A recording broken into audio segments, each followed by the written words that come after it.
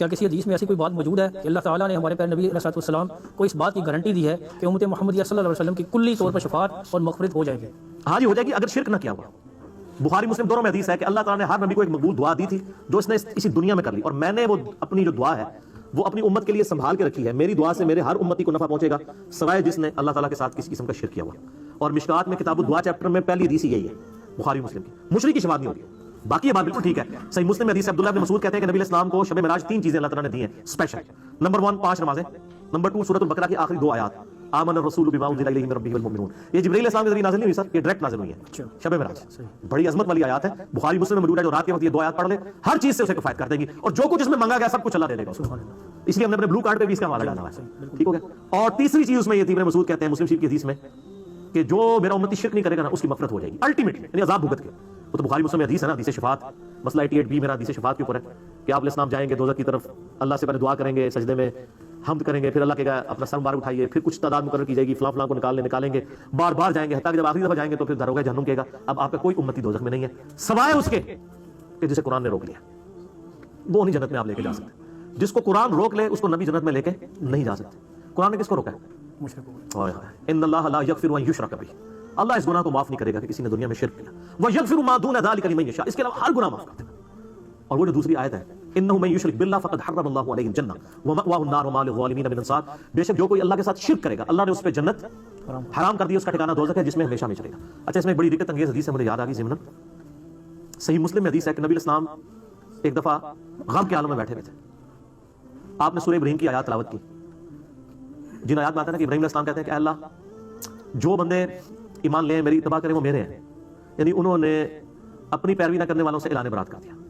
پھر نبی علیہ السلام نے وہ آیت تلاوت کی سورۃ المائدہ کی جس میں حضرت عیسیٰ علیہ السلام کیا دن کہیں گے اللہ یہ تیرے بندے ہیں جنہوں نے شرک کیا, میرے سے کوئی تعلق نہیں, اب تیری مرضی ان کو تو جہنم میں ڈال گیا معاف کر. تو نبی علیہ السلام نے کہا یا اللہ ابراہیم نے بھی جان چھڑا لی اپنے امتیوں سے, عیسیٰ نے بھی چھڑا لی, لیکن میں کہتا ہوں میری امت میری امت میری امت. رونا شروع کر دیا. اتنے میں حضرت جبرائیل علیہ السلام اور کہا کہ اللہ تعالیٰ آپ کو سلام کہتا ہے, اور اللہ تعالیٰ فرما رہا ہے کہ اے نبی جو آپ کو غم ہے نا آپ کے دل میں وہ ہمیں خوب پتہ ہے, ہم آپ کو آپ کی امت کے معاملے میں رسوا نہیں کریں گے. یعنی یہ نبی علیہ السلام کو اللہ تعالیٰ نے مقام شفاعت دے دیا. بخاری مسلم میں حدیث ہے کہ 5 ایسی خصوصیات ہیں جو مجھ سے پہلے کسی نبی کو نہیں دی گئی ہیں, ان میں سے ایک ہے کہ اللہ نے میری شفاعت حلال کر دی ہے. میری دعا کے اوپر شفاعت کا دروازہ قیامت دن کھلے گا. تو نبی علیہ السلام کی شفاعت کی برکت سے انشاءاللہ تعالیٰ لوگ جنت میں جائیں گے, اس میں کوئی شک نہیں ہے انشاءاللہ, لیکن وہ شرک نہ کرتے ہوں. اور قرآن پاک میں بھی ہے نا کہ وَلَسَوْفَ يُعْطِيكَ رَبُّكَ فَتَرْضَىٰ, اے محبوب عنقریب آپ کا رب آپ کو اتنا دے گا کہ آپ اپنے رب سے راضی ہو جائیں گے. وہ یہی دینا ہے نا شفاعت. سر شفاعت بھی تو بیٹھے میں ہم, ٹھیک ہے نا جی, اللہ کی رحمت شفاعت دونوں چیزیں. بخاری مسلم میں حدیث ہے کوئی بھی شخص اللہ کی رحمت کے بغیر جنت میں نہیں جائے گا. ایک صحابی نے جرأت کر کے پوچھا یا رسول اللہ آپ بھی؟ میں بھی, جب تک میرے رب کی رحمت مجھے ڈھانپ نہ لے میں بھی جنت میں نہیں جا سکتا. یہ عاجزی کا آپ لیول دیکھیں. بخشائے شخص کہہ رہا ہے وہ اللہ تعالیٰ سے اپنے آپ کو علیحدہ نہیں کر رہا. یہاں تو ذرا سا کوئی اللہ والا ڈکلیئر ہوتا ہے وہ کہتے ہیں جناب اللہ کی جانے سے اللہ ملے گا. اللہ والے ہیں جو اللہ سے بلا دیتے ہیں, اللہ والے ہوتے ہیں جو کہتے ہیں یہ ساڑھے کو کچھ بھی نہیں ہونا, سب کچھ اللہ ہی ہے. وہ پیر نصیر الدین صاحب نے کتاب لکھی ہے نا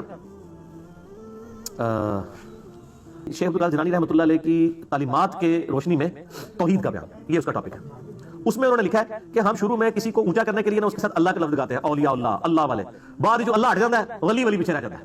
جدی وجہ اونچا کیتا سی ان کا کہتا سائڈ تے صرف ولی چکے ہیں, ٹھیک ہے نا. اس کا نام ہے الجواہر التوحیدیہ فی التعلیمات الغوثیہ, توحید کے موتی شیخ عبدالقادر جیلانی کی تعلیمات کی روشنی میں. سر اس میں جو انہوں نے بینڈ بجایا نا پیروں کا اور شرک کا اور قبر پرستی کا, وہ اللہ تعالیٰ نے ان کی زبان پہ اور قلم پہ جو جاری کیا ہے. پیر نصیر الدین صاحب کی کتاب آپ پڑھیں, پڑھنے سے تعلق رکھتی ہے. اور ایک اور کتاب ہے ان کی پیری مریدی کی شرعی حیثیت, جس میں انہوں نے کہا کہ آج کے دور میں جس نے اپنا ایمان برباد کرنا ہے نا تو وہ کوئی پیر پکڑ لے.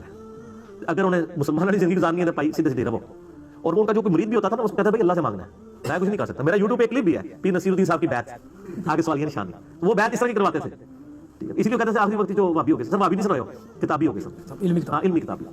مشکل پہلے دے اللہ دی بارگاہ وچ سجدہ دے دو جاؤ, منگو اپنے مالک کو. سب کا داتا ہے تو, سب کو دیتا ہے تو, تیرے بندوں کا تیرے سوا کون ہے. کس سے مانگے کہاں جائیں کس سے کہیں,